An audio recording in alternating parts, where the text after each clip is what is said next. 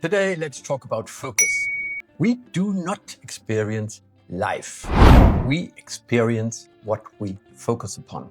And what we focus upon is usually determined by habits that we have adopted early in our life when we had no chance to say no to whatever the opinions of the authorities were, what they thought was right or wrong.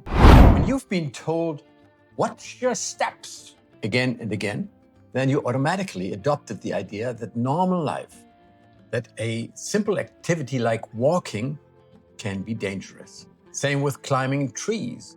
If you were not allowed to do that, you have learned that expanding your room experience into the third dimension is too dangerous. So later on in your life, when you've made this type of experience again and again and again, you may tend to avoid expansion. Irrespective of its nature, you may be avoiding anything that could be dangerous. What you focus on determines how you feel. And know this, you are free to focus on whatever you want.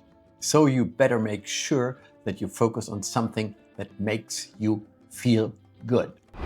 You can take control over your focus, and by that, over your emotions, how you feel. Do not permanently focus on what could go wrong in business, in relationships, in traveling, in sports, in public speaking, in investing, you name it. Instead, ask yourself, could I live with a negative outcome of an activity, emotionally, financially, etc.? And if the answer is yes, go ahead. And if the answer is no, don't do it. Another question you need to answer in many situations is, what's the other person's intention? Do they respect or disrespect me? Do they want to challenge me? Do they want to do benefit or harm to me? Do they want to coach me? Teach me some experiences? Do they love me? Important question. Whatever your answer determines what you focus on. And this will determine how you feel and how you act, and what you will experience eventually. And that, again, will determine how you think, what you focus on, how you feel, and how you act, and what you will experience.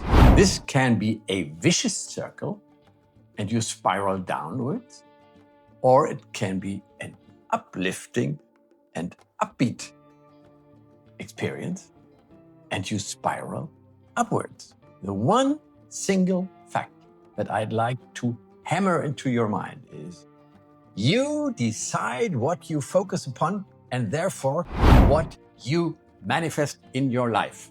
Third question that you may want to answer for yourself. Are you focusing on what's missing in your life? Or are you focusing on what you have? Many high and overachievers almost always focus on what's missing. And this makes them mostly feel sad, unfulfilled, unhappy, rushed like a hamster on a wheel, and unloved. Not a good place to be. But if you mainly focus on what you do have, you'll probably feel gratitude, contentment, calmness, and you will be in a state of relaxation. So is there a state that's right and another one that's wrong? No. A fulfilled life knows both. First, the feeling of lack, what's missing, which will help you know exactly what you want. When you know what's missing and that's painful, then you know what you want. The more intensive you know how much you hate the lack of something, money, spouse, whatever, the clearer you will know what you want. And this clarity makes you focus and do the right thing long enough consistently in order to attain your goal. Do not overestimate what you can achieve short term, and do not underestimate what you can achieve long term. Another way of saying this is be aware of the fact that big goals go along with what you may call delay of gratification.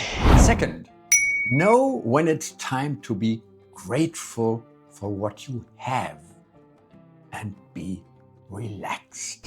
For this, you may regularly go and do some meditation, some yoga, some qigong, anything that makes you feel quiet and makes you focus on the present time. Now, if you do both, if you are changing between contraction and expansion, tension and relaxation, activity and inactivity, excitement and calmness, you are doing exactly what Mother Nature does and wants us to do as well, which is live rhythmically.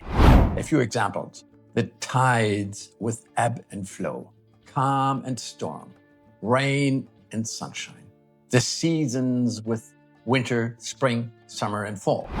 And with us humans, breathing in and out, being in a hurry and being very relaxed, being hungry, being full, being awake and asleep, having sex drive and being satisfied.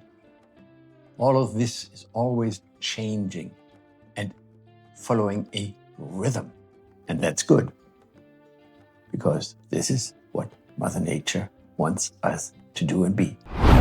Tying things together, ask yourself these three questions. What am I focusing on? What does that mean? And what am I going to do? Then you are basically asking yourself those questions that people involved with the global information network know already. What do I want? Why do I want it? And how do I get my goal? If you consciously answer these questions, you get control over your life. In normal life, we live in certain patterns. And this is true, for instance, in relationships, business, investments, lifestyle, you name it. These patterns go along with good results. Don't touch them. But if they go along with results that annoy or frustrate you, you may want to change your focus and ask those three questions mentioned above, and I'll repeat them because they are important. What do I want? You focus on what you want, not on what you don't want. Why do you want it? This is important because it gives you perseverance if you have a strong why. And how do I get what I want? This is very often answering itself with time, as soon as you really know your what and your why. It is difficult to change as a person, but it is not difficult to change a few patterns that I've mentioned, that you have adopted when you were too young to know any better. I've studied a lot of those patterns in my life and in other people, including my coaching clients. It was not rocket science to identify common patterns, because many of them you can find in many or most people. Why can a person come out of a family with poverty, physical and emotional violence, drug abuse, sexual abuse, and all the negative experience that we can think of, and yet become an Oprah Winfrey or a Tony Robbins? and others grow up in a very protected environment and later become losers. It all depends on the decisions you make. What do you tolerate and what do you strongly reject? As soon as you change your focus on something you really love, your mood and with that, your energy will increase. And this will enable you to become more and more active and gradually create more and more good results. You enter the success cycle, which says that with each and every little success you achieve, you become more and more motivated, inspired to aim higher and higher.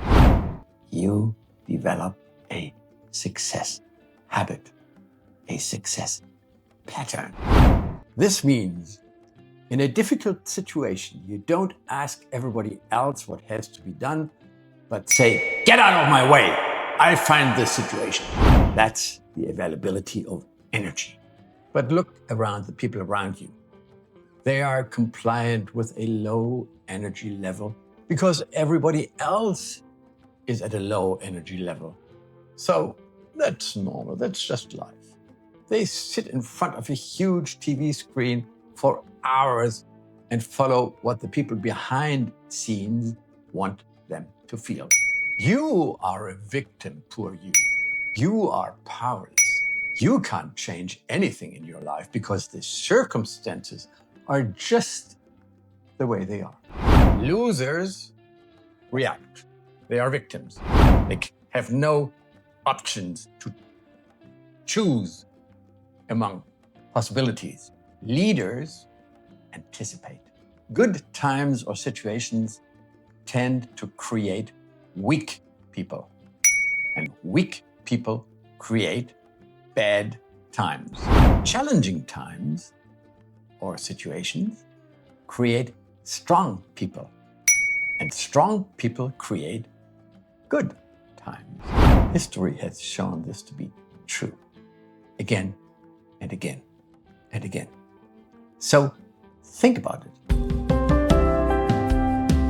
My name is Dr. Wulff, a leading expert in mindset transformation and personal success. By joining me, you will unlock proven strategies to elevate your mindset and transform your life. Explore more in the video description.